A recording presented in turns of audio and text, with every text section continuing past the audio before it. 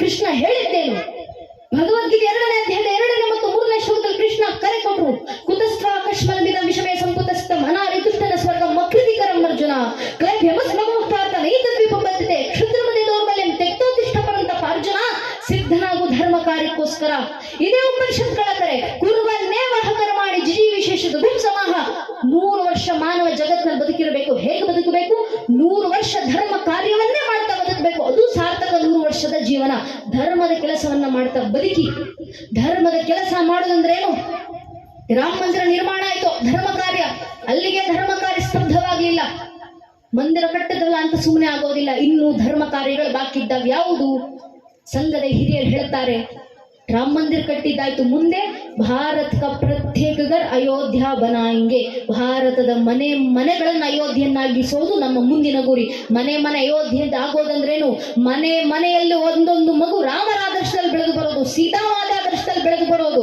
ಅದಕ್ಕೆ ಹಿರಿಯರು ಹೇಳಿದ್ದು, ಚಂದನ್ನೇ ಸೆ ದೇಶ್ ಕಿ ಮಿಟ್ಟಿ ನದಿ ನದಿಯ ಗಂಗಾ ಹೇ, ಹರ್ ಬಾಲಾದೇವಿ ಕಿ ಪ್ರತಿಮಾ ಬಚ್ಚಾ ಬಚ್ಚಾ ರಾಮ ಹೇ. ಈ ಮಣ್ಣಿನಲ್ಲಿ ಹುಟ್ಟುವಂತ ಒಂದೊಂದು ಮಗು ರಾಮರ ಆದರ್ಶ, ಸೀತಾಮಾತೆ ಆದರ್ಶ. ಆ ಆದರ್ಶದಲ್ಲೇ ಮಕ್ಕಳನ್ನ ಬೆಳೆಸಬೇಕು. ಯಾರು ಬೆಳೆಸ್ತಾರ ಆದರ್ಶದ ಮಕ್ಕಳನ್ನ? ತಾಯಂದಿರೇ ಬೆಳೆಸಬೇಕು. ಯಾಕೆ ತಾಯಂದಿರೇ ಬೆಳೆಸಬೇಕು? ಮನುಸ್ಮೃತಿ 6ನೇ ಅಧ್ಯಾಯದಲ್ಲಿ ಮನು ಹೇಳುವಂತ ಮಾತು, ಉಪಾಧ್ಯ ದಶಾಚಾರ್ಯ ಆಚಾರ್ಯಷ್ಟಂ ಪಿತಾನ್ ಶಾಸ್ತ್ರತು ಪಿತಾನ್ ಮಾತ ಗೌರವೇನ ತಿರಿಚ್ಯತೆ. ಅರ್ಥಾತ್ 10 ಜನ ಉಪಾಧ್ಯಾಯರಿಗೆ ಒಬ್ಬ ಉಪನ್ಯಾಸಕ ಆಚಾರ್ಯ ಸಮ. ಅಂತ 100 ಜನ ಆಚಾರ್ಯರಿಗೆ ಒಬ್ಬ ತಂದೆ ಸಮ. ಅಂತ 1000 ಜನ ತಂದೆಯಂದರು ಮಾಡುವಂತ ಪಾಠಕ್ಕೆ ಒಬ್ಬ ತಾಯಿ ಮಾಡುವಂತ ಪಾಠ ಸಮ ಅಂತ ಮನುಸ್ಮೃತಿನಲ್ಲಿ ಮನು ಬರೆದಂತ ಮಾತು. ಒಬ್ಬ ತಾಯಿ ಮಗುವಿಗೆ ಕೊಡುವಂತ ವಿದ್ಯೆ ಇದೆಯಲ್ಲ, ಬೇರೆಲ್ಲ ಜಗತ್ತಿನ ವಿದ್ಯೆಯನ್ನ ಮೀರಿದ್ದು. ಅಂತ ತಾಯಿಗಳು ಜಾಗೃತರಾಗಿ ಮಕ್ಕಳಿಗೆ ಆದರ್ಶವನ್ನ ಕೊಡಿ. ಈ ತಾಯಿಗಳು ಈ ಧರ್ಮವನ್ನ ಸಂರಕ್ಷಣೆ ಮಾಡಿಕೊಂಡು ಬಂದಿದ್ದಿಂದಾನೆ, ಮಕ್ಕಳಿಗೆ ಆದರ್ಶಗಳು ಕೊಟ್ಟಿದ್ದಿಂದಾನೆ ನಮ್ಮ ಸಂಸ್ಕೃತಿ ಉಳಿದಿರೋದು. ಪರಮ ಪೂಜ್ಯರು ಹೇಳಿದ್ರಲ್ಲ, ನಮ್ಮ ದೇವಸ್ಥಾನಗಳನ್ನ ನಾಶ ಮಾಡಿದ್ರು ದಾಳಿಕೋರರು, ಧರ್ಮ ನಾಶ ಮಾಡ್ಲಿಕ್ಕಾಗ್ಲಿಲ್ಲ.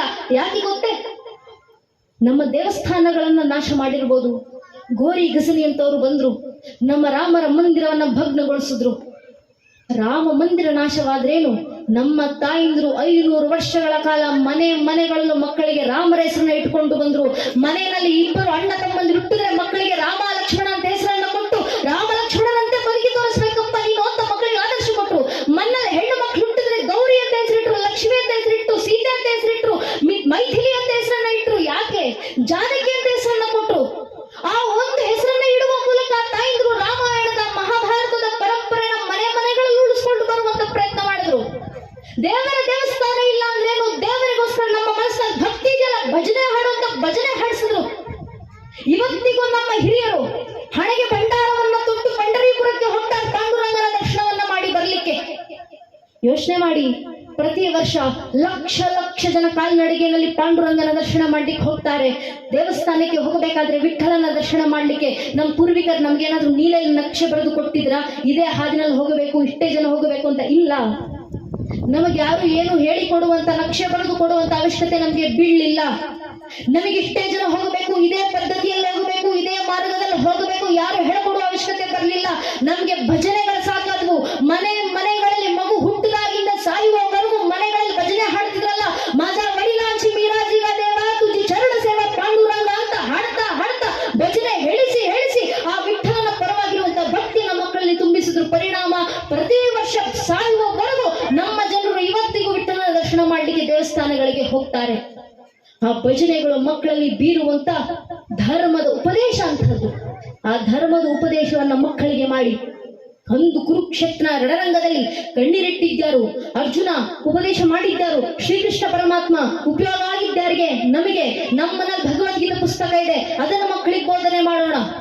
ಅಂದು ಕಣ್ಣೀರಿಟ್ಟಿದ್ದಾರು ಶ್ರೀರಾಮಚಂದ್ರರು, ಉಪದೇಶ ಮಾಡಿದ್ದರು ವಶಿಷ್ಠರು. ಉಪಯೋಗ ಆಗಿದ್ದಾರಿಗೆ ನಮಗೆ. ನಮ್ಮನಲ್ಲಿ ಯೋಗ ವಿಶಿಷ್ಟ ಗ್ರಂಥ ಇದೆ, ಅದನ್ನು ಮಕ್ಕಳಿಗೆ ಬೋಧನೆ ಮಾಡೋಣ. ಅಂದು ಕಣ್ಣೀರಿಟ್ಟಿದ್ದಾರೆ ಪುಟ್ಟ ಹುಡುಗ ನಚಿಕೇತ, ಉಪದೇಶ ಮಾಡಿದ್ದಾರೆ ಪುತ್ತು ಯಮಧರ್ಮರಾಯ. ಉಪಯೋಗ ಆಗಿದ್ದಾರಿಗೆ ನಮಗೆ. ನಮ್ಮಲ್ಲಿ ಕಠೋಪನಿಷತ್ ಇದೆ, ಅದನ್ನು ಮಕ್ಕಳಿಗೆ ಬೋಧನೆ ಮಾಡೋಣ. ಅಂದು ಕಣ್ಣೀರಿಟ್ಟಿದ್ದಾರೆ ನಮ್ಮೆಲ್ಲರ ಹಿರಿಯ ಸ್ವಯಂ ಭೂಮನು, ಉಪದೇಶ ಮಾಡಿದ್ದಾರೆ ಯಜ್ಞನಾಮಕ ಭಗವಂತ ದರ್ಶನ ಕೊಟ್ಟು. ಉಪಯೋಗ ಆಗಿದ್ದಾರಿಗೆ ನಮಗೆ. ನಮ್ಮನಲ್ಲಿ ಈಶಾವಾಸ್ಯ ಉಪನಿಷತ್ ಇದೆ, ಯಾಜ್ಞೀಯ ಮಂತ್ರ ಉಪನಿಷತ್ ಇದೆ, ಅದನ್ನು ಮಕ್ಕಳಿಗೆ ಬೋಧನೆ ಮಾಡೋಣ. ಇದೇ ಅಲ್ವಾ ಧರ್ಮ ಬೋಧನೆ? ಇಷ್ಟು ಧರ್ಮ ಬೋಧನೆ ಮನೆ ಒಂದೊಂದು ಮಗುವಿಗೆ ಮಾಡಿ.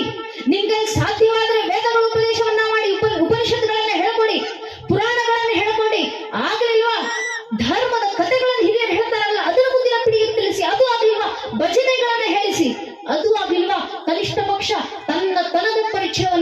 ಆಯ್ಕೆ ಮಾಡಿಕೊಡಿ. ಮಗು ಹುಟ್ಟಿದಾಗಿಂದ ಎಲ್ಲರೂ ಪರಿಚಯ ಮಾಡ್ಕೊಡ್ತೀವಿ ಮಗುವಿಗೆ. ಇವ್ರು ನೋಡಿ, ಇವ್ರು ನಿನ್ ಚಿಕ್ಕಮ್ಮ, ಇವ್ರು ನಿನ್ನ ಚಿಕ್ಕಪ್ಪ, ಇವ್ರು ನಿನ್ ದೊಡ್ಡಮ್ಮ, ಇವ್ರು ನಿನ್ ದೊಡ್ಡಪ್ಪ, ಇವ್ರು ನಿನ್ನ ಅತ್ತೆ, ಇವ್ರು ನಿನ್ನ ಮಾವ, ಎಲ್ಲರ ಪರಿಚಯ ಮಾಡ್ಕೊಡ್ತೀವಿ. ಯಾವತ್ತಾದ್ರೂ ಕೂತು ಮಗುವಿಗೆ ತನ್ನ ಪರಿಚಯವನ್ನ ಮಾಡ್ಕೊಡ್ತಿದ್ದೀವ ನೀನ್ ಯಾರು ಅಂತ? ನೀನ್ ಯಾರು ಅಂತ ಕೇಳಿದಾಗ ಮಗುವಿನ ಬಾಯಿನಲ್ಲಿ ಬರಬೇಕಾದಂತ ಉತ್ತರ ಯಾವುದು? ಮಗುವಿನ ಪರಿಚಯ ಯಾವುದು?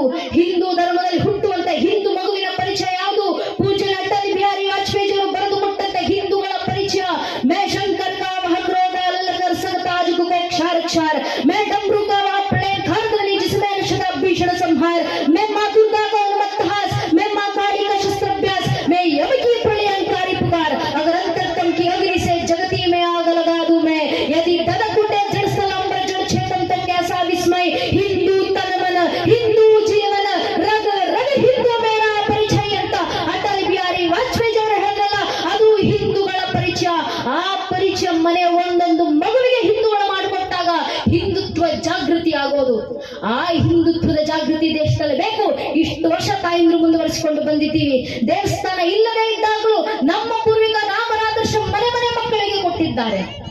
ಯಾವ ಮಟ್ಟಕ್ಕೆ? ರಾಯಣ್ಣ ತೀರಿಕೊಂಡ್ರು, ರಾಯಣ್ಣನ ಆದರ್ಶ ದೇಶದಲ್ಲಿ ಸಾಯಲಿಲ್ಲ.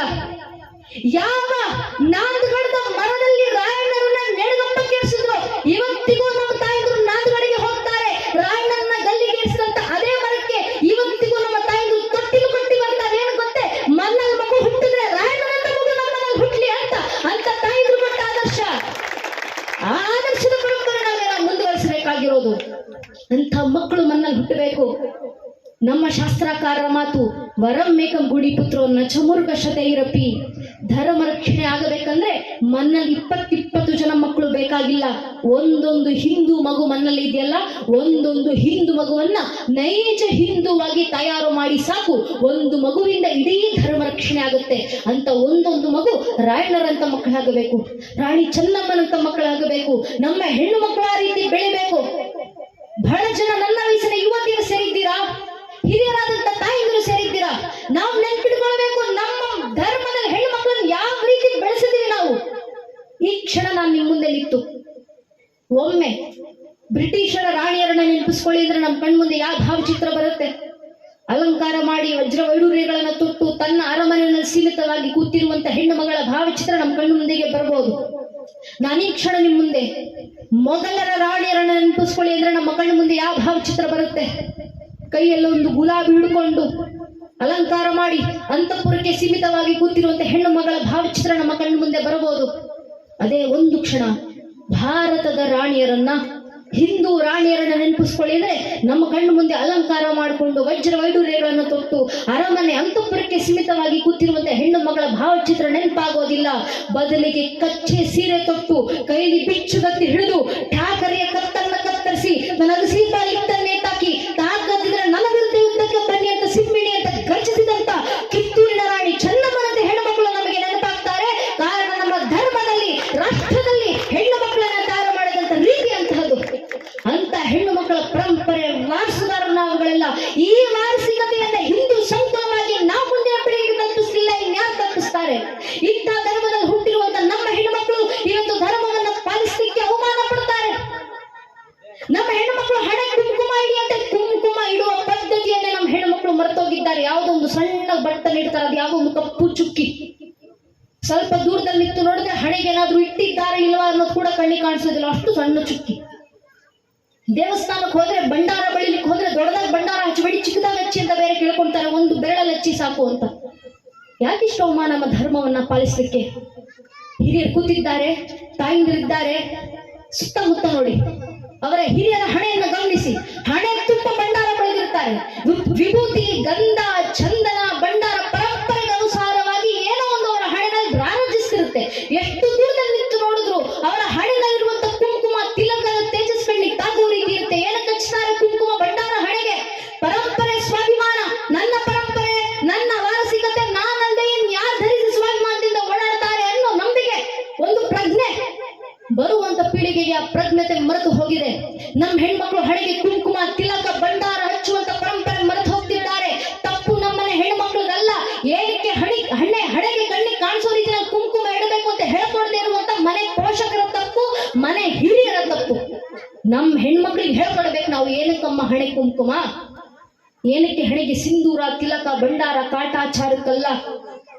ಮಾರ್ಕಂಡ ಋಷಿಮುನಿಗಳು ದೇವಿ ಪುರಾಣದಲ್ಲಿ ಬರೀತಾರಲ್ಲ, ಶುಂಭ ನಿಶುಂಭ ಎಂಬ ಇಬ್ಬರು ರಾಕ್ಷಸರು ತಾಯಿ ಜಗನ್ಮಾತೆಯನ್ನೇ ಕೆಟ್ಟ ದೃಷ್ಟಿಯಿಂದ ನೋಡಿದಾಗ ತಾಯಿ ಜಗನ್ಮಾತೆ ಕ್ರೋಧಿತರಾಗಿ ಶಾಂಭವಿ ಅವತಾರನ್ನ ತಾಳಿ ನಿಂತು ಶುಂಭ ನಿಶುಂಭರ ಸಂಹಾರವನ್ನು ಮಾಡಿ ಆ ರಾಕ್ಷಸ ರಕ್ತವನ್ನು ತೆಗೆದುಕೊಂಡು ತಾಯಿ ಜಗನ್ಮಾತೆ ತನ್ನ ಹಣೆ ಮುಚ್ಕೊಂಡ್ರಂತೆ. ಅದರ ಸಂಕೇತವಾಗಿ ಇವತ್ತಿಗೂ ನಮ್ಮ ಹೆಣ್ಮಕ್ಳು ಹಣೆ ಕುಂಕುಮ ಇಡ್ತಾರೆ. ಏನಕ್ಕೆ? ಎದುರಿಗೆ ಬರುವಂತ ಗಂಡಸಿಗೆ ಎಚ್ಚರಿಕೆಯನ್ನ ನೀಡ್ಲಿಕ್ಕೆ. ಒಂದು, ನಿನ್ನ ನನ್ನ ತಾಯಿ ಸ್ಥಾನದಲ್ಲಿ ಜಗನ್ಮಾತೆ ಸ್ಥಾನದಲ್ಲಿಟ್ಟು ಆರಾಧಿಸು.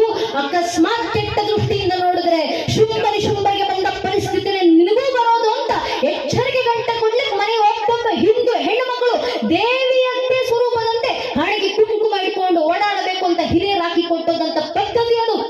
ಸ್ವಾಭಿಮಾನದ ಸಂಕೇತ. ಹೆಣ್ಣು ಮಕ್ಕಳು ಮಾತ್ರ ಅಲ್ಲ, ಹೆಣ್ಣು ಮಕ್ಕಳಾಗ್ಲಿ ಗಂಡು ಮಕ್ಕಳಾಗ್ಲಿ, ಹಿಂದೂ ಧರ್ಮದಲ್ಲಿ ಹುಟ್ಟಿರುವಂತ ಒಬ್ಬೊಬ್ಬ ಹಿಂದೂ ಹಣೆಗೆ ಕುಂಕುಮ, ತಿಲಕ, ವಿಭೂತಿ, ಭಂಡಾರ ಏನೋ ಒಂದು ಧರಿಸಿಕೊಂಡು ಓಡಾಡಲೇಬೇಕು. ಯಾಕೆ? ಅದು ನಮ್ಮ ಸ್ವಾಭಿಮಾನದ ಸಂಕೇತ. ಹಿರಿಯರು ಹೇಳ್ತಾರಲ್ಲ, ये है देखो राजपूताना नाज से तलवारों पे, इसने अपना जीवन काटा बर्जी तीर कटारों पे, कूद पड़ी थी याजारों पद्मिनी अंगारों पे, इस मिट्टी का कण कण गहरा कुर्बानी की गाता, इस मिट्टी से तिलक करो ये धरती है बलिदानों की. ಅರ್ಥಾತ್ ನಮ್ಮ ಮೇಲಾದಂತ ಸಾವಿರಾರು ವರ್ಷಗಳ ದಾಳಿಯ ನಂತರವೂ, ನೂರಾರು ಜನಾಂಗಗಳ ಆಕ್ರಮಣಗಳ ನಂತರವೂ, ಅಸಂಖ್ಯ ಕಷ್ಟ ನಷ್ಟಗಳ ನಡುವೆಯೂ ಇವತ್ತಿಗೂ ತಲೆ ಎತ್ತಿ ತಲೆವೆತ್ತಿ ನಿಂತಿರುವಂತ, ಮೃತ್ಯುವನ್ನು ಮಣಿಸಿ ಬದುಕುತ್ತಿರುವಂತ ಮೃತ್ಯುಂಜಯ ಸನಾತನ ಹಿಂದೂ ಧರ್ಮದ ಕ್ಷತ್ರಿಯ ಪರಂಪರೆ ಸಂಕೇತ ಕುಂಕುಮ. ಆದ್ರಿಂದ ಸ್ವಾಭಿಮಾನದ ಹಣೆಗೆ ಕುಂಕುಮವನ್ನು ಧರಿಸಿ ಇಂಥ ಸಿಂಧೂರ, ಇಂಥ ಕುಂಕುಮಕ್ಕೆ ಕಳಂಕ ಬಂದಂತ ದಿನ ಈ ಧರ್ಮ ಮತ್ತು ರಾಷ್ಟ್ರ ರಕ್ಷಣೆಗೆ ನಾನು ಅವತರಿಸಿ ಬರ್ತೀನಿ ಅಂತ ಭಗವಂತ ಕರೆಕೊಟ್ಟು ಹೋಗಿದ್ದಲ್ಲ, ಅದನ್ನ ಜೀವಂತ ಸಾಕ್ಷಿಯಾಗಿ ನೋಡಿದ್ವಿ ನಾವು ಇತ್ತೀಚೆಗೆ. ನಮ್ಮ ತಾಯಿಯಿಂದ ಹಣೆನಲ್ಲಚ್ಚಿದಂತ ಸಿಂಧೂರಕ್ಕೆ ಕಳಂಕ ಬಂತು. ಕಾಶ್ಮೀರಕ್ಕೆ ಪ್ರವಾಸಕ್ಕೆ ಹೋದಂತ ನಮ್ಮ ಭಾರತೀಯರು ಕುಟುಂಬದ ಜೊತೆಗೆ ಅಮಾಯಕ ಆ ಹಿಂದೂಗಳ ಮೇಲೆ, ನಮ್ಮ ಅಮಾಯಕ ಭಾರತೀಯರ ಮೇಲೆ ಅಮಾನುಷವಾಗಿ ಅವರನ್ನು ಕೊಲ್ಲಲಾಯಿತು. ಪಾಕಿಸ್ತಾನ ಗೊತ್ತಿತ್ತು ಉರಿ ಸೆಕ್ಟರ್ನ ಮೇಲೆ ದಾಳಿಯಾದಾಗ ಭಾರತ ಸರ್ಜಿಕಲ್ ಸ್ಟ್ರೈಕ್ ಮಾಡಿದೆ. ಪುಲ್ವಾಮಾದ ಮೇಲೆ ದಾಳಿಯಾದಾಗ ಭಾರತ ಪಾಕಿಸ್ತಾನದ ಮೇಲೆ ಏರ್ ಸ್ಟ್ರೈಕ್ ಮಾಡಿದೆ. ಇವತ್ತು ಕಾಶ್ಮೀರದಲ್ಲಿ ದಾಳಿಯಾಗಿದೆ. ಭಾರತ ಮತ್ತೆ ನಮ್ಮ ವಿರುದ್ಧ ಯುದ್ಧಕ್ಕೆ ನಿಲ್ಲುತ್ತೆ. ಪಾಕಿಸ್ತಾನ ಗೊತ್ತಿತ್ತು, ಆದ್ರಿಂದ ಪಾಕಿಸ್ತಾನ ಯುದ್ಧಕ್ಕೂ ಸಜ್ಜಾಗಿತ್ತು. ಅಮೆರಿಕದಿಂದ ಫೈಟರ್ ಜೆಟ್ ಗಳನ್ನ ಪಾಕಿಸ್ತಾನ ತರಿಸ್ಕೊಳ್ತು, ಟರ್ಕಿಯಿಂದ ಸೂಸೈಡ್ ಡ್ರೋನ್ಸ್ ಗಳನ್ನ ತರಿಸ್ಕೊಳ್ತು, ಸ್ವೀಡಿಶ್ ಬೇಡ ಆದಂತ ಸಾಫ್ 2000 AWACS ಡಿಫೆನ್ಸ್ ಸಿಸ್ಟಮ್ ಅನ್ನ ಪಾಕಿಸ್ತಾನ ತರಿಸ್ಕೊಳ್ತು. ಎಲ್ಲವನ್ನ ತರಿಸ್ಕೊಂಡು ಪಾಕಿಸ್ತಾನ ಯುದ್ಧಕ್ಕೆ ಸಿದ್ಧವಾಗಿತ್ತು. ಭಾರತದ ಸೈನಿಕರು ಯುದ್ಧಕ್ಕೆ ಸಿದ್ಧವಾದರು. ನಮ್ಮ ತಾಯಿಂದ್ರ ಸಿಂಧೂರಕ್ಕೆ ಬಂದಂತ ಕಳಂಕವನ್ನು ತೊಲಗಿಸಲಿಕ್ಕೆ ನಮ್ಮ ಭಾರತೀಯರು ಅಮಾನುಷವಾಗಿ ಕೊಲ್ಲಲ್ಪಟ್ಟು ದುರಾದೃಷ್ಟವಶಾತ್ ತೀರ್ಕೊಂಡೋದಂತ ಆ ಭಾರತೀಯರ ಆತ್ಮಗಳಿಗೆ ಶಾಂತಿಯನ್ನು ಒದಗಿಸಲಿಕ್ಕೆ ನಮ್ಮ ಭಾರತದ ಸೈನಿಕರು ಪ್ರತಿಕಾರಕ್ಕೋಸ್ಕರ ಅಂತ ಯುದ್ಧಕ್ಕೆ ಸಿದ್ಧರಾದರು. ಯಾವ ರೀತಿ ಸಿದ್ಧರಾದರು? ಏಕಾಏಕಿ ಪಾಕಿಸ್ತಾನ ತಂದಂತ ಅಮೆರಿಕದ J-60 ಫೈಟರ್ ಜೆಟ್ ಗಳನ್ನ ಭಾರತದ ಸೈನಿಕರು ಒಂದೇ ಹೊಡೆತಕ್ಕೆ ಹೊಡೆದುರುಳಿಸಿದ್ರು. ಅಮೆರಿಕದ ತಂದಂತ J-17A ಥಂಡರ್ ಫೈಟರ್ ಜೆಟ್ ಗಳನ್ನ ಭಾರತದ ಸೈನಿಕರು ಹೊಡೆದುರುಳಿಸಿದ್ರು. ಟರ್ಕಿಯಿಂದ ತಂದಂತ ಸೂಸೈಡ್ ಡ್ರೋನ್ಸ್ ಗಳನ್ನ ಭಾರತದ ಸೈನಿಕರು ಹೊಡೆದುರುಳಿಸಿದ್ರು. ಸ್ವೀಡಿಶ್ ಮೇಡ್ ಆದಂತ ಸಾಫ್ 2000 AWACS ಡಿಫೆನ್ಸ್ ಸಿಸ್ಟಮ್ ಅನ್ನ ಭಾರತದ ಸೈನಿಕರು ಭಗ್ನಗೊಳಿಸಿದ್ರು. ಪಾಕಿಸ್ತಾನದ ಒಂದೇ ಒಂದು ಡಿಫೆನ್ಸ್ ಸಿಸ್ಟಮ್ ಅವತ್ತು ಕೆಲಸ ಮಾಡಲಿಲ್ಲ, ಒಂದೇ ಒಂದು ರಡಾರ್ ಸಿಸ್ಟಮ್ ಅವತ್ತು ರೆಸ್ಪಾಂಡ್ ಮಾಡಲಿಲ್ಲ. ಎಲ್ಲವನ್ನೂ ಭಾರತದ ಸೈನಿಕರು ಹೊರದುರುಳಿಸಿ ನಮ್ಮ ಸೈನಿಕರು ಯುದ್ಧಕ್ಕೆ ಸಿದ್ಧರಾದ್ರು. ತಮ್ಮ ಡಿಫೆನ್ಸ್ ಸಿಸ್ಟಮ್ ನ ಜೊತೆಗೆ ರಷ್ಯಾದಿಂದ ತಂದಂತ S-400 ಡಿಫೆನ್ಸ್ ಸಿಸ್ಟಮ್ ನ ಜೊತೆಗೆ ಭಾರತದ ಸೈನಿಕರು ಯುದ್ಧಕ್ಕೆ ಸಿದ್ಧವಾಗಿದ್ರು. ಇದು ಹೆಮ್ಮೆ ಪಡುವ ವಿಚಾರ ಅಲ್ಲ. ಇನ್ನೂ ಹೆಮ್ಮೆ ಪಡುವ ವಿಚಾರ ಅಂದ್ರೆ ಆಕಾಶ್ ತೀರ್ ಏರ್ ಡಿಫೆನ್ಸ್ ಸಿಸ್ಟಮ್ ನೊಂದಿಗೆ ಭಾರತದ ಸೈನಿಕರು ಯುದ್ಧಕ್ಕೆ ಸಿದ್ಧವಾದ್ರು. 100% ಮೇಕ್ ಇನ್ ಇಂಡಿಯಾ ಮ್ಯಾನುಫ್ಯಾಕ್ಚರಿಂಗ್ ಇಂದ ಹಿಡಿದು ಲೇಬರ್ ನವರೆಗೂ ಸಂಪೂರ್ಣ ಭಾರತದಲ್ಲೇ ತಯಾರಾದ ಡಿಫೆನ್ಸ್ ಸಿಸ್ಟಮ್ ಆಕಾಶ್ ತೀರ್ ಡಿಫೆನ್ಸ್ ಸಿಸ್ಟಮ್ ನ ಜೊತೆಗೆ ಭಾರತದ ಸೈನಿಕರು ಯುದ್ಧಕ್ಕೆ ಸಿದ್ಧವಾದ್ರು. ರಫೇಲ್ ಫೈಟರ್ ಜೆಟ್ಗಳು with SCALP loaded, Sukhoi 30 MKI fighter ಜೆಟ್ಗಳು with BrahMos missile loaded, Israel ನಿಂದ ತಂದಂತ ಅರಬ್ ಡ್ರೋನ್ಸ್ ಗಳ ಜೊತೆ ಭಾರತದ ಸೈನಿಕರು ಸಿದ್ಧವಾಗಿದ್ರು. ಜಪಾನ್ ನಿಂದ ತಂದಂತ ಕಾಮಿಕಾಜೆ ಸೂಸೈಡ್ ಡ್ರೋನ್ಸ್ ಗಳ ಜೊತೆಗೆ ಭಾರತದ ಸೈನಿಕರು ಸಿದ್ಧವಾಗಿದ್ರು. ನಮ್ಮದೇ ಭಾರತದಲ್ಲಿ ಸಿದ್ಧವಾದಂತ ನಾಗಾಸ್ತ್ರ 1 make in India suicide drone ಗಳ ಜೊತೆಗೆ ಭಾರತದ ಸೈನಿಕರು ಸಿದ್ಧವಾಗಿದ್ರು. ಸ್ಕೈ ಸ್ಟ್ರೈಕರ್ ಸೂಸೈಡ್ ಡ್ರೋನ್ ಗಳ ಜೊತೆ ಭಾರತದ ಸೈನಿಕರು ಸಿದ್ಧವಾಗಿದ್ರು. ಅದು ಮೇಡ್ ಇನ್ ಇಂಡಿಯಾ, ಅದರಲ್ಲೂ ಮೇಡ್ ಇನ್ ಕರ್ನಾಟಕ. ನಮ್ಮ ಕರ್ನಾಟಕದಲ್ಲೇ ತಯಾರಾದಂತ ಸೂಸೈಡ್ ಡ್ರೋನ್ಸ್ ಗಳೆಲ್ಲ. ಇದೆಲ್ಲದರ ಜೊತೆಗೆ ಇಸ್ರೋದಿಂದ ಲೈವ್ ಟೆಲಿಕಾಸ್ಟ್ ನೊಂದಿಗೆ ನಮ್ಮ ಭಾರತದ ಸೈನಿಕರು ಲೈವ್ ಕೋಆರ್ಡಿನೇಷನ್ ಅನ್ನು ತಗೊಳ್ತಾ ಇದ್ರು. INS ವಿಕ್ರಾಂತ ಜೊತೆಗೆ 36ಕ್ಕೂ ಹೆಚ್ಚು ಯುದ್ಧ ಹಡಗುಗಳು ಬ್ರಹ್ಮೋಸ್ ಮಿಸೈಲ್ ಲೋಡೆಡ್ ನೊಂದಿಗೆ ನಾರ್ದನ್ ಅರೇಬಿಯಾ ಸೀನ ಪ್ಯಾಟ್ರೋಲಿಂಗ್ ಮಾಡ್ತಿತ್ತು. ಇಷ್ಟೆಲ್ಲ ಶಸ್ತ್ರಾಸ್ತ್ರಗಳೊಂದಿಗೆ ನಮ್ಮ ಭಾರತದ ಸೈನಿಕರು 25 ನಿಮಿಷ 9 ಟೆರರ್ ಕ್ಯಾಂಪ್ಸ್ ಗಳ ಮೇಲೆ ದಾಳಿ, 9 ಭಯೋತ್ಪಾದಕ ಹಡಗುಗಳ ಮೇಲೆ ದಾಳಿ, 70ಕ್ಕೂ ಹೆಚ್ಚು ಜನ ಭಯೋತ್ಪಾದಕರ ಸಂಹಾರವನ್ನ ಮಾಡಿ 25 ನಿಮಿಷದಲ್ಲಿ ಭಾರತದ ಸೈನಿಕರು ತೋರಿಸ್ಕೊಟ್ರು. ಭಾರತ ಮಲಗಿದ್ರೆ ಮಾತ್ರ ಕುಂಭಕರ್ಣ, ಎದ್ರೆ ವೀರಭದ್ರಾನಿ ಅನ್ನೋದನ್ನ ಜಗತ್ತಿಗೆ ಸಾಬೀತುಪಡಿಸುವಂತ ಕೆಲಸವನ್ನು ಭಾರತದ ಸೈನಿಕರು ಮಾಡಿ ತೋರಿಸಿದ್ರಲ್ಲ. ಇಂಥ ಅಮೃತಗಳಿಗೆ ಭಾರತ ಸಿದ್ಧವಾಗಿದೆ. ಅದು ಮಾಡಿದ್ದೆ ಅದು ಸಾಮಾನ್ಯರ ಕಾರ್ಯಾಚರಣೆಯನ್ನು ಮುಂದುವರಿಸ್ತಾರು. ಅಂದು ನಮ್ಮ ಪೂರ್ವಿಕರು ಹೇಳಿದ್ರು, ನಮ್ಮ ಆದಿ ಸಾಹಿತ್ಯವಾದಂತ ವೇದ ವಾಕ್ಯಗಳು ರುದ್ರಾರ್ಧ ವೀರ ವಾಕ್ಯಗಳು ಸಾರದು ಆರಾಧ್ಯ ಗೋಪ್ನರದು ಷಡ್ವೀರಾಶು ನಮಸ್ಮೇತೆ ಅಸ್ತು. ಗೋವನ್ನು ಆರಾಧಿಸುವಂತ ಈ ರಾಷ್ಟ್ರವನ್ನು ರಕ್ಷಣೆ ಮಾಡಿಕೊಳ್ಳಿಕ್ಕೆ ಗೋವಂಚಕರನ್ನ ಸಂಹಾರ ಮಾಡಲಿಕ್ಕೆ ರುದ್ರನೇ ಅವತರಿಸಿವ ಅಂತ ತಾಯಿ ಜಗನ್ನ ಮಾತೆ ಕರೆ ಕೊಟ್ಟಿದ್ರು. ಯಾವಾಗೆಲ್ಲ ಹೆಣ್ಣು ಮಕ್ಕಳ ಸಿಂಧೂರಕ್ಕೆ ಕಳಂಕ ಬರುತ್ತೋ ಆ ಸಿಂಧೂರದ ರಕ್ಷಣೆಗಂತ ನಾನೇ ಅವತರಿಸಿ ಬರ್ತೀನಿ ಅಂತ, ನಾರಿ ಶಕ್ತಿ ಅವತರಿಸಿ ಬರುತ್ತೆ ಅಂತ ತಾಯಿ ಕರೆ ಇದೆಯಲ್ಲ. ಜಾಗಲೇ ಭರ ಸ್ಮಶಾನ ತೀರ ಶಿವನಾಶಿನಿ ಮಹಾಕಾಳಿರೆ. ತಾಯಿ ಭಾರತಿಗೆ ಜಯ ತರಿಸಬೇಕಂದ್ರೆ ತಾಯಿ ಕಾಳಿಯ ಅವತರಿಸಿ ಬರಬೇಕು ಅಂತ ಹಿರಿಯರ ಮಾತು. ಆ ಮಾತಿಗೆ ಸಾಕ್ಷಾತ್ಕಾರ ಸ್ವರೂಪದಲ್ಲಿ ನಮ್ಮ ಹೆಣ್ಣು ಮಕ್ಕಳು ಸಿದ್ಧರಾಗಿ ಬಂದ್ರಲ್ಲ. ಸೋಫಿಯಾ ಕುರೇಶಿಯಿಂದ ಹಿಡಿದು ವ್ಯೋಮಿಕಾ ಸಿಂಗ್ನವರೆಗೂ ನಮ್ಮ ಭಾರತದ ಹೆಣ್ಣು ಮಕ್ಕಳು ಸೈನಿಕರಾಗಿ ಕಾರ್ಯಾಚರಣೆಯನ್ನು ಮುಂದುವರಿಸಿ ತೋರಿಸಿ ರಾಷ್ಟ್ರದ ನಾರಿ ಶಕ್ತಿಯನ್ನು ತೋರಿಸಿದ್ರಲ್ಲ. ಇದು ಭಾರತದ ಸಾಮರ್ಥ್ಯ, ಇದು ಭಾರತದ ಹೆಣ್ಣು ಮಕ್ಕಳ ಸಾಮರ್ಥ್ಯ, ಇದು ನಮ್ಮ ಪರಂಪರೆಯ ಸಾಮರ್ಥ್ಯ.